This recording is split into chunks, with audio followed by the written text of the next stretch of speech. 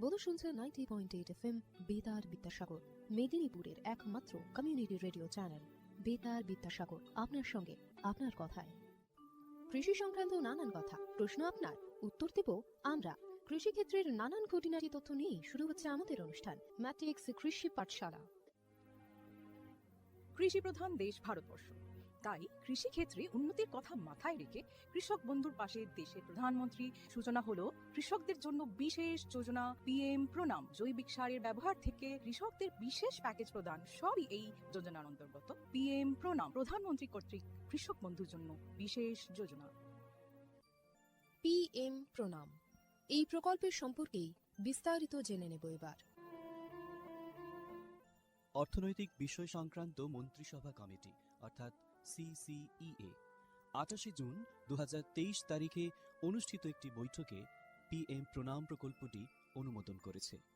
PM প্রণাম শব্দটি আমাদের মাতৃভূমির পুনরুদ্ধার, সচেতনতা সৃষ্টি, লালন পালন ও উন্নতির জন্য একটি PM প্রোগ্রামকে বোঝায়। আমাদের নিজের মায়ের মতো মাতৃভূমি অর্থাৎ মাদার আর্থের যত্ন নেওয়া এবং তাকে সুস্থ রাখার প্রতি এটি একটি অনন্য পদক্ষেপ। এভাবেই মাতৃভূমি এর বিনিময়ে আমাদের অনেক কিছুই ফিরিয়ে দেবেন। গ্রাম পর্যায় থেকে শুরু করে আমাদের সম্মিলিত প্রচেষ্টার মাধ্যমেই এটি সম্ভব। PM প্রণামের প্রাথমিক লক্ষ্য হল একটি গুরুত্বপূর্ণ সমস্যার সমাধান করা, আর সেই সমস্যা হল কৃষিতে রাসায়নিক সার এবং কীটনাশকের অত্যধিক ব্যবহার।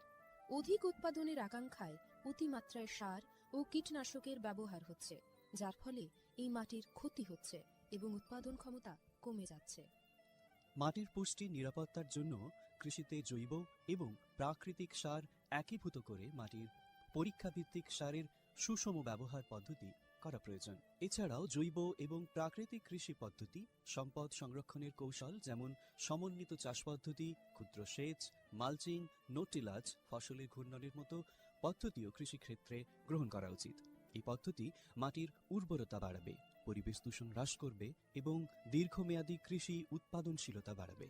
কৃষিক্ষেত্রে সুষম সারের ব্যবহার মাটি সহ আমাদের পরিবেশের স্বাস্থ্য নিশ্চিত করতে গুরুত্বপূর্ণ ভূমিকা পালন করে।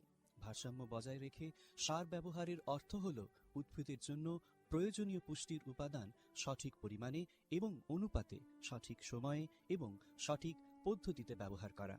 সংশ্লিষ্ট রাজ্য বিশ্ববিদ্যালয়গুলি ইতিমধ্যে তাদের এলাকার ফসলের প্রয়োজন অনুসারে এই ডোজগুলি নির্ধারণ করেছে। সুপারিশকৃত ডোজ অনুযায়ী সার ব্যবহার করলে ফসলের ফলন ও গুণগত মান বৃদ্ধি পাবে। সুস্পষ্ট মাটিতে জন্মানো ফল, শাকসবজি এবং শস্য প্রায়শই প্রয়োজনীয় পুষ্টিগুণে সমৃদ্ধ এবং স্বাদ ভালো হয়। ভালো ফসলের জন্য এবং গুণমান আমাদের কৃষকদের জন্য উচ্চ লাভের দিকে পরিচালিত করে। এটা শুধু আরও বেশি পরিমাণ ফসল ফলানোর জন্য নয়, বরং ফসলের মানকেও উন্নত করার জন্য একটি বড় পদক্ষেপ। এটি একটি জয়ের কৌশল যা আমাদের কৃষকদের, আমাদের পরিবেশ এবং শেষ পর্যন্ত আমাদের সকলকে উপকৃত করে।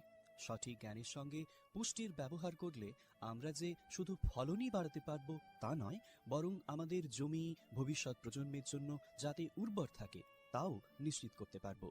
সুতরাং আসুন একটি উজ্জ্বল এবং আরও টেকসই কৃষি ভবিষ্যতের জন্য সুষম সার ব্যবহারের প্রচার এবং অনুশীলন চালিয়ে যাই। বিকশিত ভারত সংকল্প যাত্রা, বিকশিত ভারত সংকল্প যাত্রা। আসুন এই প্রকল্পের বিষয়ে এবার জেনে নেওয়া যাক। এই প্রকল্পের মূল উপাদানগুলির মধ্যে একটি হল PM প্রণাম প্রকল্প এবং কৃষিতে ড্রোনের ব্যবহারকে উন্নীত করার প্রচেষ্টা করা। সারের সুষম ব্যবহার এবং ন্যানো সারের ব্যবহার নিশ্চিত করার লক্ষ্যে department of fertilisers, sir company, প্রধানমন্ত্রী কৃষি সমৃদ্ধি কেন্দ্র, ফিল্ড অফিসার এবং নোডাল অফিসার সহ বিভিন্ন স্টেক হোল্ডারদের একত্রিত করেছে। VBSY এর একটি আকর্ষণীয় বিষয় এই যে এর মাধ্যমে বিভিন্ন ফসল এবং গাছপালাগুলিতে ন্যানো সার এবং জলে দ্রবণশীল সার স্প্রে করার পদ্ধতি প্রদর্শনের জন্য ড্রোনের ব্যাপক পরিমাণ ব্যবহার করা। এই উদ্যোগের ফলে 29টি রাজ্য বা কেন্দ্রশাসিত অঞ্চল জুড়ে বিভিন্ন জেলায় হাজার হাজার ড্রোন প্রদর্শিত হয়েছে।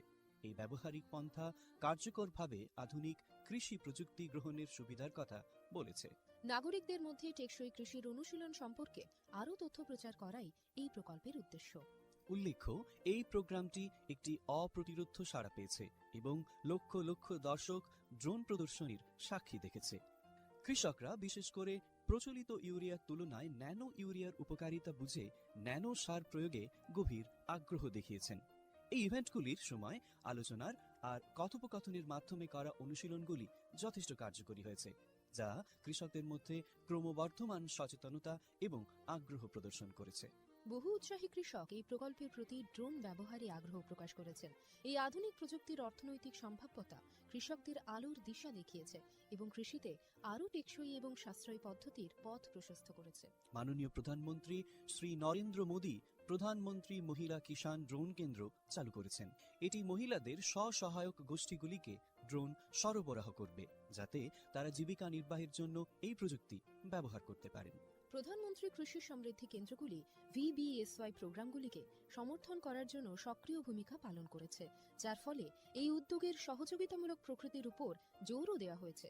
বিকশিত ভারত সংকল্প যাত্রা শুধু একটি যাত্রা নয়, এটি ভারতীয় কৃষির জন্য একটি টেকসই এবং প্রযুক্তিগতভাবে উন্নত ভবিষ্যতের দিকে একটি রূপান্তরমূলক পদক্ষেপ। যাত্রার অগ্রগতির সঙ্গে সঙ্গে এটি দেশের কৃষির ল্যান্ডস্কেপকে নতুন রূপ দেওয়ার, উদ্ভাবনকে উৎসাহিত করার এবং সবার জন্য একটি সবুজ আরও সমৃদ্ধ ভবিষ্যৎ নিশ্চিত করার প্রতিশ্রুতি দেয়। ড্রোন প্রযুক্তি, ন্যানো সার এবং টেকসই চাষ পদ্ধতির প্রচারের মাধ্যমে এটি শুধুমাত্র সচেতনতাই তৈরি করছে না, বরং কৃষকদের আরও সমৃদ্ধ এবং পরিবেশ বান্ধব ভবিষ্যতের জন্য উদ্ভাবন গ্রহণ করতে অনুপ্রাণিত করছে। আমরা যেমন এই কৃষি বিপ্লবকে উৎসাহিত হতে দেখি, এটা স্পষ্ট যে বিকশিত ভারত সংকল্প যাত্রা একটি উন্নত এবং টেকসই ভারতের জন্য বীজ বপন করছে এবং এগিয়ে নিয়ে যাচ্ছে। এরই অঙ্গ হিসেবে আমাদের এবারের অনুষ্ঠান বেতারের মাধ্যমে কৃষি বন্ধুর জন্য সচেতনতামূলক অনুষ্ঠান ম্যাটিক্স কৃষি পাঠশালা। শুনতে থাকুন বেতার বিদ্যাসাগর FM 90.8। স্বাস্থ্যকর মাটি, স্বাস্থ্য ভারত। প্রিয় কৃষক ভাই ও বোনেরা, ম্যাট্রিক্স ফার্টিলাইজার অ্যান্ড কেমিক্যালস লিমিটেডের পক্ষ থেকে আমরা আপনাদের সকলকে উষ্ণ অভ্যর্থনা এবং শুভেচ্ছা জানাই। বন্ধুরা, matrix fertiliser and chemicals limited Paschimbanga রাজ্যের পূর্ব বর্ধমান জেলার পানাগড়ে অবস্থিত একটি ইউরিয়া উৎপাদনকারী সংস্থা। ম্যাট্রিক্স প্ল্যান্টটি পশ্চিমবঙ্গের প্রথম এবং একমাত্র ইউরিয়া কারখানা। আপনারা সবাই জেনে খুশি হবেন যে মাটি পরীক্ষার জন্য কোম্পানি কর্তৃক একটি ভ্রাম্যমাণ মৃত্তিকা পরীক্ষাগার স্থাপন করা হয়েছে, যা সমগ্র বাংলায় তার পরিষেবা প্রদান করে। এর পাশাপাশি কৃষকদের চাহিদা অনুযায়ী সংস্থার দ্বারা অন্যান্য নতুন পণ্য উপলব্ধ করা হয়, যার মাধ্যমে আপনারা সকলেই আপনাদের চাষে আরো বেশি ফলন এবং মুনাফা পেতে পারেন।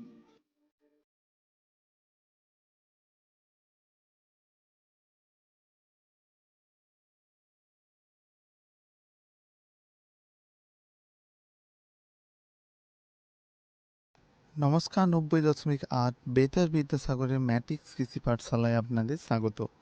আজকের কৃষি পাঠশালার আলোচনার বিষয় পটল চাষ, যেটি পয়েন্টেড গার্ড কাল্টিভেশন নামেও পরিচিত। আর এই আলোচনাতে উপস্থিত রয়েছেন শ্রী সমীর ঘোষ। সমীরবাবু, বেতার বিদ্যাসাগরের ম্যাট্রিক্স কৃষি পাঠশালাতে আপনাকে উষ্ণ অভ্যর্থনা জানাই।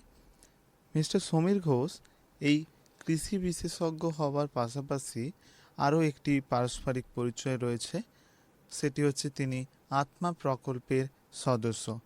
এই প্রকল্পের দ্বারা বিভিন্ন চাষ সম্পর্কে কৃষি ভাইদের সাহায্যমূলক বার্তা পরিবেশ করা হয়ে থাকে। আজকে আমাদের এই অনুষ্ঠানে আপনাকে আমাদের মধ্যে পেয়ে আমরা অনেকটা আপ্লুত বোধ করছি। আমরা সরাসরি চলে যাব একদম প্রথম প্রশ্নে। এই পটল চাষ করবার জন্য আমরা মাটি কিভাবে তৈরি করে নেব, এই বিষয়ে জেনে নেব। প্রথমে জানাই বিদ্যাসাগর বেতার নমস্কার। এবং আজকের বিষয় যে পটল চাষ নিয়ে আলোচনা। আমি যেটা জিজ্ঞেস করছেন যে পটল চাষ শুরু করতে গিয়ে প্রথমে মাটি কিভাবে তৈরি করতে হবে। হ্যাঁ, পটল চাষ আমাদের অন্যান্য যেরকম চাষ মাদা চাষ হয়ে থাকে সেই সমগ্র চাষ। এর হচ্ছে কোনো বীজ নয় আর এর লত নয়, পটল ওই শিকড়ের থেকে হবে, হুম শিকড় থেকে আর নতুন গাছ তৈরি করে মাচা করে শুরু হয়। প্রথমে আমি বলে দিই মাটি তৈরি করার পদ্ধতি। হুম।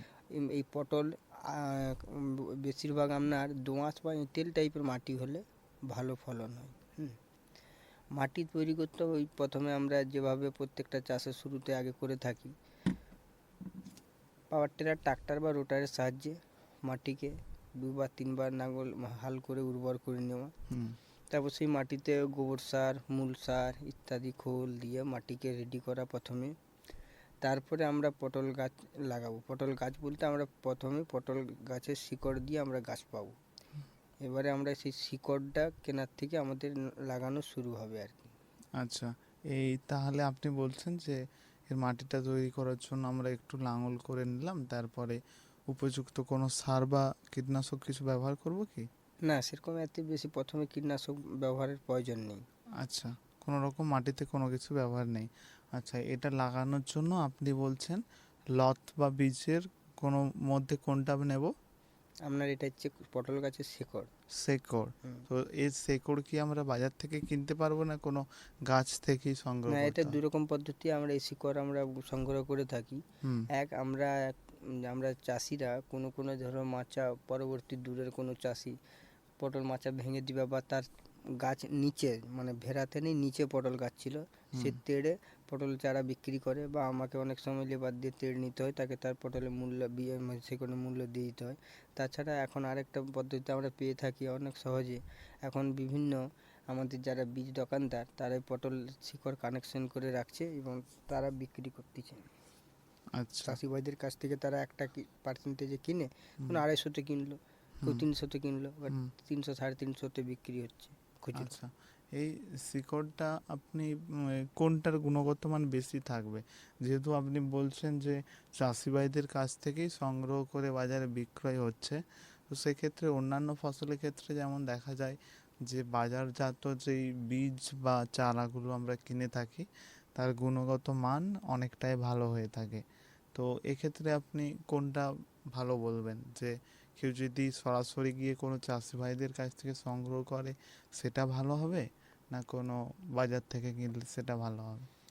না, ধরুন কোনো চাষি জানাচিনা পরিচিত চাষি হলে খুবই ভালো হয়। তাহলে সেক্ষেত্রে আমি জাতটা কী ভাগের আছে বা কোন মানে সবুজ না লম্বা না বেঁটে বিভিন্ন ধরনের পটল পাওয়া যায়, কাজলি পটল এরকম আর কি। সেক্ষেত্রে আমরা জেনে বুঝে নিলে সেটা সঠিকভাবে আমরা মানে গাছের জাতটাকে চিহ্নিত করতে পারবো। এবার হুম, অন্য কোনো আমরা দোকানের কাছ থেকে কিনলে আমরা কী জাতের সেটা আমরা চিহ্নিত করতে পারবো না। হুম, আচ্ছা, তো কোনো যদি পরিচিত চাষি ভাই থাকে সেখানে গেলে পটলের গুণগত মান দেখে এবং আমরা সেটার ভালো মন্দ যাচাই করে নিয়ে সেটা ভালো হবে, সেটাই ভালো বলছেন তো? হ্যাঁ, আচ্ছা, এটা লাগানোর পদ্ধতি কি রয়েছে? লাগানোর পদ্ধতি হচ্ছে আপনার এই বর্ষার মৌসুমের পরেই যখন ওদের শীত আসবে হুম, তখন থেকেই আপনার তো এই সিজন পটলের সিজন, শীত পড়া মানে পটল ফলনের সিজন শেষ। আচ্ছা শীতকালে আমাদের প্রায় পটল পাওয়া যায়নি বললেই হয়, কেন আচ্ছা শীতের এই শিশির পরে কুয়াশাতে পটলের ফুলও হয় না, পাতাও থাকে না, নষ্ট হয়ে যায়। আচ্ছা এই সময় আমাদের যেসব চাষিরা পটল চাষ করে থাকে তারা ওই শীতকালের সময়টাতে তেড়ে তাদের ভাড়া রেডি করে নেয়, আর বাকি অবশিষ্ট যে চারা শিকড় বেরায় বীজ মানে ওটাকে বীজেই ধরো বলছি, হুম, ওই মানে ওইটাকে বিক্রি করে দেয় বাজারে মার্কেটে বা কোনো তার কাছে কিনতে গেলে কোনো চাষিকে। এবার ওই ওই শিকড়কে কিনে নিয়ে এসে আমরা দুটা পদ্ধতিতে লাগাতে পারি। এক, ডাইরেক্ট জমিতে, আচ্ছা যেই জমিটাতে আমি পটল মাচা করব সেখানটাতেও লাগিয়ে দিতে পারি। তাছাড়া আরেকটা পদ্ধতিতে হয়, আমরা ছোট ছোট পলি ব্যাগের ভেতরে আমরা সেই মাটিটাকে তৈরি করে হুম, মানে ওর সাথে খোল সার সব মাটি রেডি করে পলি ব্যাগের মধ্যে ঢুকিয়ে ওই পটলের শিকড়টাকে মানে আমরা দিয়ে জল দিয়ে যত্ন করে লাগিয়ে দিলাম। এর কারণ হচ্ছে এই শীতের মধ্যে তো মানে সবসময় মাঠে গিয়ে আলাদা আলাদা করে পরিচর্যা করা সবসময় সম্ভব হয়ে থাকেনি। হুম, সেক্ষেত্রে একই জায়গায় আমি বীজগুলো থাকলে, চারার প্যাকেটগুলো থাকলে আমরা পরিচর্যা করতে আমরা মানে সময় দিতেও পারবো। এবার আচ্ছা সেকেন্ড হচ্ছে আমরা যদি মাঠে জমিতে একবারে লাগিয়ে দিই শিকড়টা, হুম, তাহলে আমাদের প্রত্যেকটা মাদাতে যেখানে যেখানে থাকে ওর আলাদা আলাদা করে পরিচর্যা করতে হবে। আচ্ছা আমরা এই শীতে খালি ওই গাছের ওই শিকড় চারাগুলাকে বাঁচিয়ে রাখার মতো অল্প জল যা যা প্রয়োজন হয় দিতে হয়, বা একটু আধটু ওষুধ স্প্রেও করতে হয় পোকামাকড় লাগলে, যখন ছোটো ছোটো চারা শিকড় থেকে যে চারা গাছ বেরাবে সেইগুলোই আর কি। এরপরে সেকেন্ড পার্টে জমি আরও রেডি করে মাচা তৈরি করে পটলে ভেড়ার কাজ শুরু হবে। আচ্ছা, এই পটল কি মাচাতেই হয়ে থাকে, মাচা ছাড়া হয় না? না, নিচেও হয়, মাচাও হয়, মাচাতে বেস্ট খুব ভালো হয়। আচ্ছা, এর মাচাতে লাগানোর জন্য ধরুন গাছটি চারা থেকে মাচাটি তৈরি করার আগে পর্যন্ত কি পদক্ষেপ রয়েছে? আপনার প্রথমে আপনার ওই যে ধরুন একটা পদ্ধতি বলে গেছি, যেটা আপনার প্যাকেটে চারা রেডি করে নিলেন, তখন যখন যেই শীতের মরশুম পেরালো বা আমার জমিতে লাগানো থাকলো, দুটোকে একই হিসেবেই বলছি, যে যে শীতের মরশুম পেরিয়ে গেল, হুম। ওইখানে গাছ দেখবে ছোট ছোট থেকে 1-2 ইঞ্চি 3 ইঞ্চি করে বেরিয়েছে ওই শিকড় থেকে গাছ। আচ্ছা। ওইখানে আপনার ওই চারা গাছ লাগায় সময় মতো জল পর্যবেক্ষণ করা, ওষুধ দেওয়া থেকে হতে হতে 1-2 হাত করে লত এগাবে। ওইটায় তখন আমরা বাঁশের খুঁটি দিয়ে ওই ওই ওই লতগুলাকে আস্তে আস্তে উপর দিয়ে করে বেঁধে দেবো। হুম। বেঁধে দেওয়ার পরে 1 মাসের মধ্যে দেখা যাবে প্রায় 5 ফুট পেরিয়ে গেছে।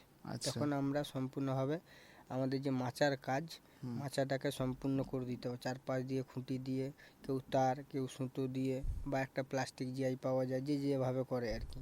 পুরো ভাড়াটার কাজ সম্পূর্ণ করার পরে আমরা সেকেন্ড পার্টে চারাগুলার গোড়ায় যেসব তখন 5 ফুট তো পেরিয়ে ভাড়াতে উঠে যাবে, তখন ওর গোড়ায় কোদাল দিয়ে ভালো করে জায়গাটাকে একটু ফাঁপা করে ওর গোড়াতে আরও গোবর সার, পটলে প্রচুর পরিমাণে একটু প্রথমে বলে রাখি জোর লাগে, আচ্ছা। সারের প্রয়োজন হয়। আচ্ছা। ওই গোড়াগুলাকে নরম করে গোড়ায় গোড়ায় গোবর সার, মূল সার, আরও যা যা থাকে, খোল দিলে আরও ভালো হয়। মানে পটলে যত জোর দিবেন পটল তত ভালো ফলন হবে।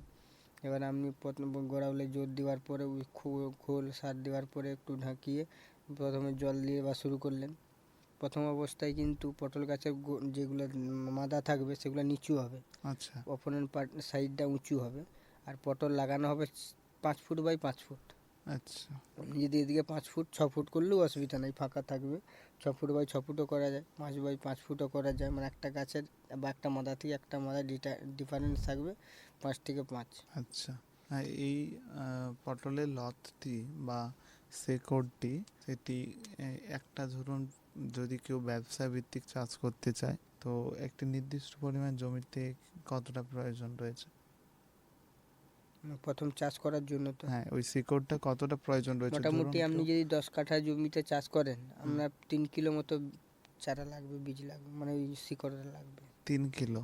আচ্ছা, এটা কিভাবে লাগাবে, মানে ওই কেটে কেটে লাগাবে না পুরো? না, আপনার পটল গাছে শিকড় সংগ্রহ করা, যেমন ওই বীজ যেটা বলে একটু পদ্ধতি আছে।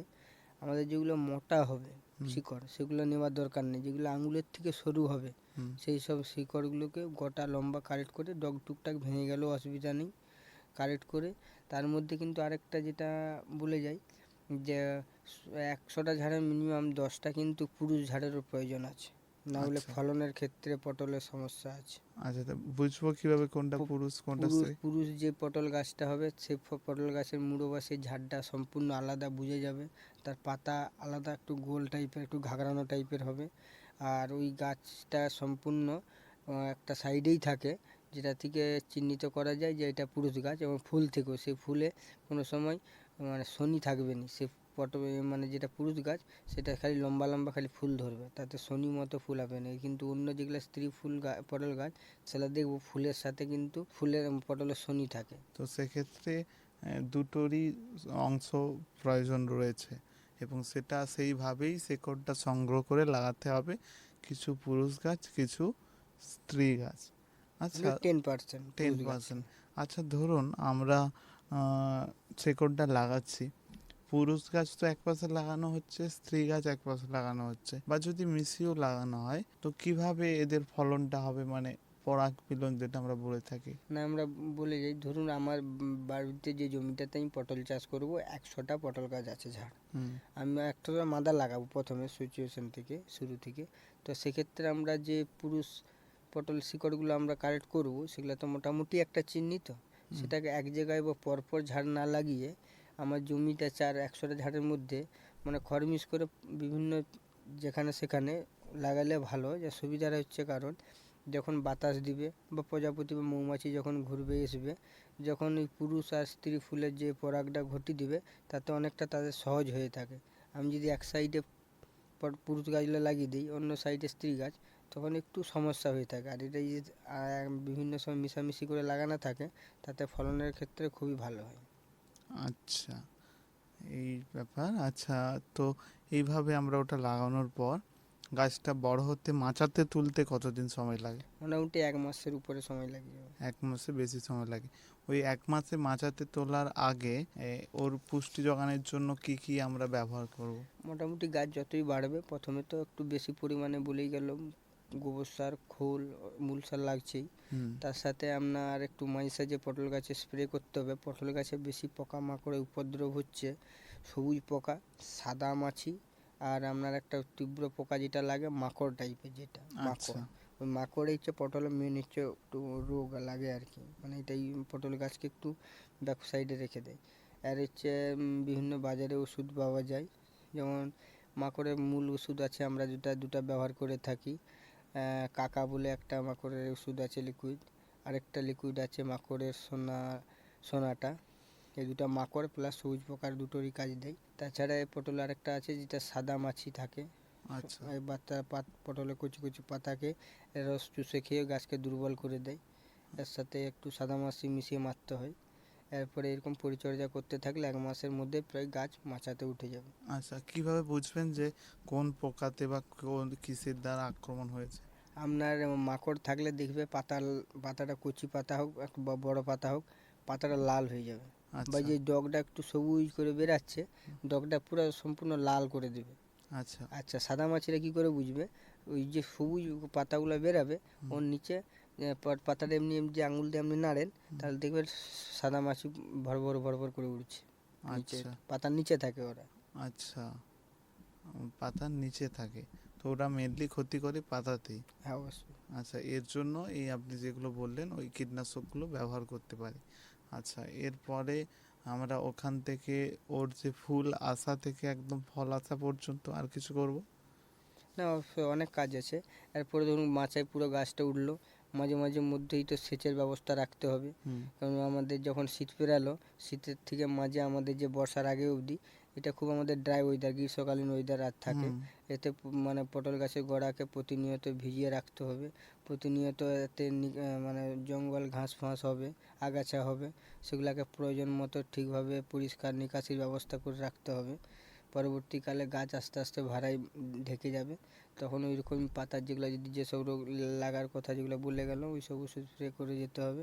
তারপর দেখবে 1-1.5 মাসের মধ্যে, 1 মাস বাদে 1.5 মাসের মধ্যে মোটামুটি ফল শুরু হয়ে যাবে। আচ্ছা, তো এই হচ্ছে উপরে যে ভেরাতে আপনি যেটা বলছেন, গাছটা ওঠার পর ওখানে ওই ফুল থেকে ফল আসা পর্যন্ত, বা আমরা যদি বলি গাছটি লাগানো থেকে ফল আসা পর্যন্ত কতদিন সময় লাগে ফল আসতে? আপনার লাগাতে, আপনার যে শীতের মরশুমে যদি লাগানো হয় ওদিকে আপনার 1.5 মাস, আর এদিকে 1.5 মাস, 3 মাসের মতো লাগে। আর মানে প্রায় 90 দিন। হুম। 90 দিন লাগে ফল আসতে। আচ্ছা, এই 90 দিন যে ফল আসতে এটা সময় নতুন গাছের লাগানোর ক্ষেত্রে। প্রথমে। আর যদি আপনার পুরানো ভেড়া থাকে, তাহলে আপনার মোটামুটি শীত পেরালেই মানে মোটামুটি মাঘ মাসের আপনার মাঝামাঝি থেকে ফলন আসা শুরু করে দেবে। আচ্ছা, পুরনো ভেড়া বলতে? ধরুন আপনি এবছর তো আমি ভাড়াটা শুরু করলাম, হুম। এটা ধরে এবছর যা শুরু হলো, শীত পেরালো, আমার ফল আস্তে আস্তে গ্রীষ্মের মাঝামাঝি বা গ্রীষ্মের শেষ সময় চলে এলো। হুম। এই মাচাটা আমি সামনের সিজনে আমি কিন্তু গ্রীষ্মের প্রথম, শীতের শেষ থেকেই আমি ফলন পেতে থাকবো। আচ্ছা, তো এই গাছে কতবার ফল পাওয়া যায়? একটা আপনার মাচা করলে বা একবার পটল গাছ লাগালে বলে মিনিমাম 5 থেকে 6 বছর আপনি ফলন পেতে পারেন। 6 বছর? আচ্ছা, গাছ কোনোভাবে মরবে না? না, গাছ মরবে না। গাছের হচ্ছে একটু এর মধ্যে মানে আছে বলতে, গাছ যখন আপনার প্রতি বছর ঢেকে যাবে, হুম। গাছগুলোকে আপনার করতে হবে সামনের সিজনে, শীতের সময় থেকে মাঝামাঝি সময় থেকে যে গাছগুলো আপনার নিচের গাছ থেকে ভেড়ায় উঠেছে, মাচায় উঠেছে, ওই গাছের গোড়াগুলাকে কেটে দিতে হবে 1 হাত করে রেখে। আচ্ছা। কারণ ওর থেকে সামনের সিজনে শীত পেরালা বা শীতের মাঝামাঝি সময় থেকে ওইখান থেকে ওরা গাছ ডগ মেরে বেরাবে নতুন গাছ। ওই গাছগুলাকে লতগুলাকে আবার যত্ন সহকারে ভাড়ায় তুলতে হবে। এইভাবে আচ্ছা। ওই একবার লাগিয়ে প্রায় 5 থেকে 6 বার ফলন পাওয়া যায়। আচ্ছা, তো এই এই পটলের কি কোনো প্রজাতি বা ভ্যারাইটি রয়েছে যেগুলো? হ্যাঁ, পটলের ঠিকমতো সেরকম মানে নাম নেই, তবে বিভিন্ন জাতের আছে। যেমন কিছু কিছু পটল আমাদের সবুজ লম্বা থাকে, হুম কিছু কিছু পটল ডরা ডরা থাকে, একটু মেটে হয়, হুম এইভাবে থাকে। যেমন একটা কাজলি পটল বলি আমরা বাজারে, সে একটু লম্বা হয়, একটু সবুজ টাইপের হয়। আচ্ছা, তো কোন কোন পটলটার ডিমান্ড রয়েছে বাজারে আমরা বেশি? সবুজ যে লম্বাটা ওইটারই ডিমান্ড বেশি আছে। আচ্ছা, দুটোই মাঝাতেই চাষ করা হয়। হ্যাঁ, আচ্ছা, এই যে ধরুন একবার ফলটা তোলার পর আবার দ্বিতীয়বার ফল পাওয়ার জন্য কতদিন অপেক্ষা করতে হয়? আপনার এক সপ্তাহে দুবার তুলে যাবে পটল, এক সপ্তাহে দুবার? সপ্তাহে দুবার। হ্যাঁ। আচ্ছা, ওই প্রথমবার ফসল বা তুলে নেওয়ার পর পটলটা দ্বিতীয়বার ফল বা ফসল তোলার আগে ওখানে কি কোনো কিছু আমরা ব্যবহার করব, যে ওর, তো ধরুন একটা ফল তুলে নিচ্ছি মানে ওর খাবারের ঘাটতি ঘটছে দ্বিতীয়বারে, সেই চাহিদা পূরণের জন্য বা অল্প সময়ে আবার দ্বিতীয় ফলটা বাজারজাত করার জন্য উপযুক্ত, এতে কি ব্যবহার মানে করতে একটা পারি? বাড়িতে আমি ফল শুরু হওয়ার থেকে 15-20 দিন বা 1 মাস মতো পুরো টানা ফল দিল, তারপরে হুম দেখব যে গাছের পাতাগুলো কিছু কিছু জায়গায় বা বেশিরভাগ জায়গায় একটু ওই হলুদ টাইপের হয়ে গেছে, পাতাগুলোকে একটু ছোট হয়ে যাচ্ছে বা ডগ মারছে না। হুম তখন আমাদেরকে বুঝতে হবে একটু আমাদের কীটনাশকেরও প্রয়োজন থাকে। দুটা কারণে পাতা ছোট হয়ে যায়, নষ্ট হয়ে যায়। একটা রোগ অসুখ লাগলে, হুম ওই সাদা মাছি মাকড় লাগলে, আরেকটা সময় হয় যেটা জোর কম থাকলে। অনেক সময় হিউজ জোর থাকে, মাটিতে জোর দেওয়া আছে, জল নিকাশিরও ব্যবস্থা আছে, ভিজা আছে, সেহেতু দেখবে পটল সেখানে দেখবে মাকড় বা অন্যান্য রোগের উপদ্রবে গাছ ছুটতে পারছে না, আচ্ছা সেখানে আমাকে ওষুধের উপরে জোর দিতে হবে। আচ্ছা, এই পটলটা যেহেতু মাচাতে চাষ করা হয় এবং অনেকটা দীর্ঘদিনের ফসল, তো অনেকটা দিন ধরে ফসলটা চলতে থাকে, তো সেক্ষেত্রে জলসেচের ভূমিকা এখানে অনেকখানি। তো সেক্ষেত্রে জলসেচটা আমরা কতদিন ছাড়া করতে পারি, বা না মাটির চাহিদা অনুযায়ী করব? এটা তো অবশ্যই মাটির চাহিদা অনুপাতে, হুম কিন্তু প্রথমত যেহেতু আমরা শীতের মাঝামাঝি পরে আমরা গাছটা মাটিতে লাগাচ্ছি, হুম লাগানোর পরে ওই সময় থেকে আমাদের যে বর্ষার আগে অবধি পুরো গ্রীষ্মকালীন ড্রাই ওয়েদার থাকতেছে, হুম সেক্ষেত্রে আমাদের এই সময় হবে গাছগুলো যে লাইনে রয়ে থাকবে সেইটা নিচু থাকবে, আর তার বাঁ পাশে এবং ডান পাশে যে রোটা থাকবে ওটা উঁচু থাকবে। তো আমরা যখন জল সেচ করব হুম। তখন ওইগুলোকে ডুবিয়ে জল সেচ করলেই হবে, তখন প্রায় 7-8 দিন বাদে আরেকবার চলতে থাকবে এরকম। তার মধ্যে যদি মাটি একটু ভিজা থাকে তখন সেচ একটু দেরি করতে দিলেও অসুবিধা নেই।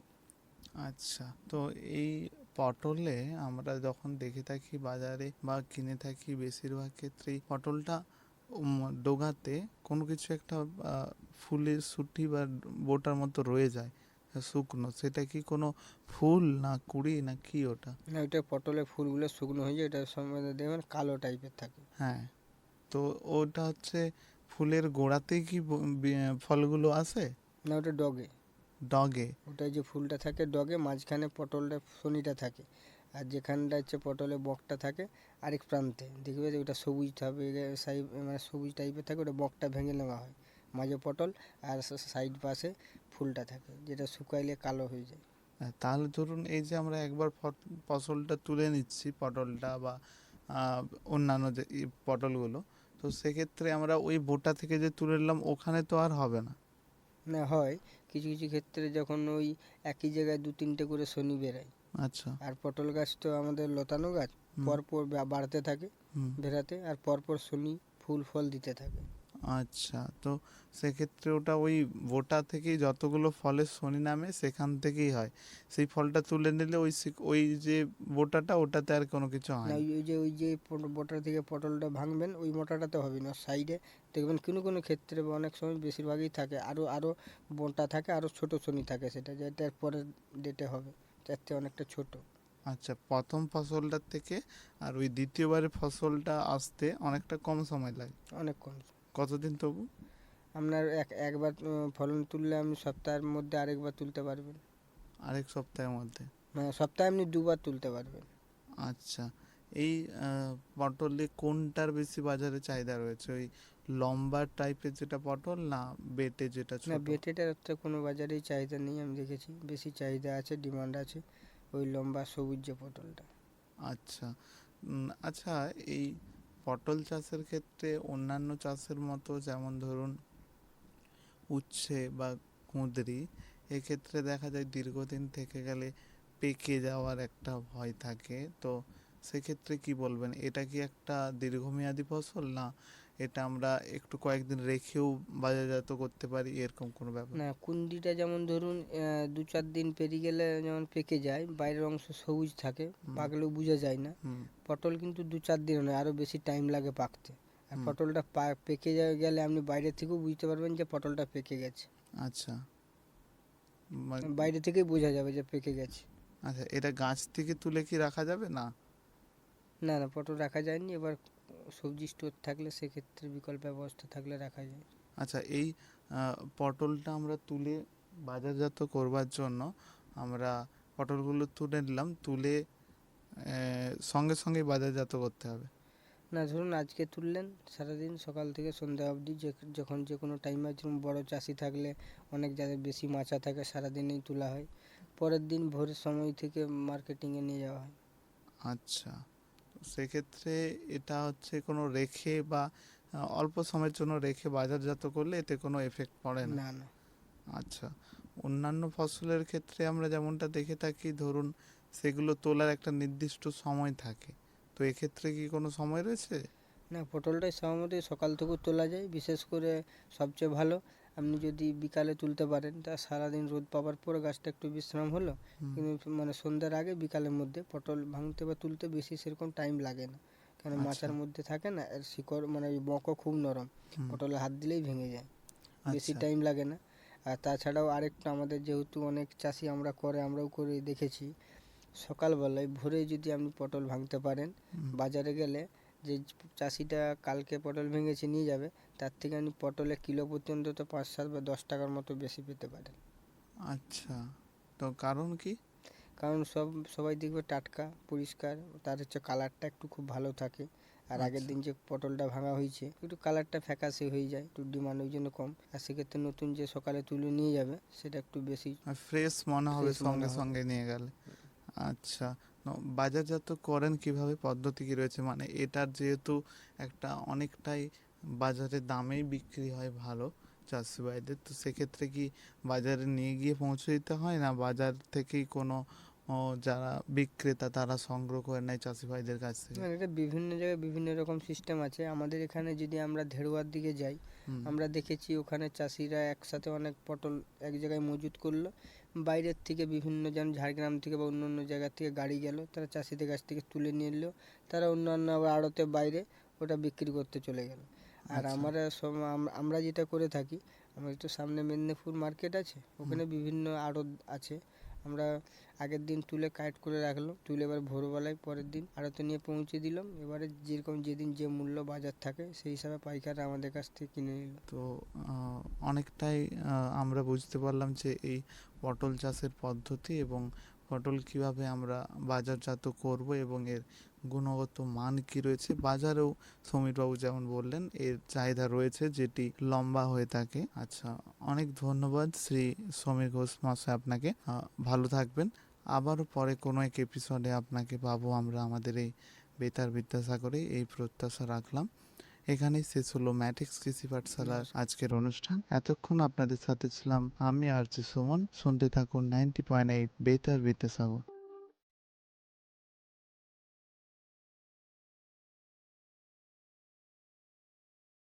এতক্ষণ শুনছিলেন কৃষি সংক্রান্ত বিশেষ অনুষ্ঠান ম্যাটিক্স ফার্টিলাইজার্স ও কেমিক্যালস লিমিটেডের প্রস্তুতি, কৃষক ভাই ও বন্ধুর জন্য কৃষিক্ষেত্রে বিশেষ বার্তা।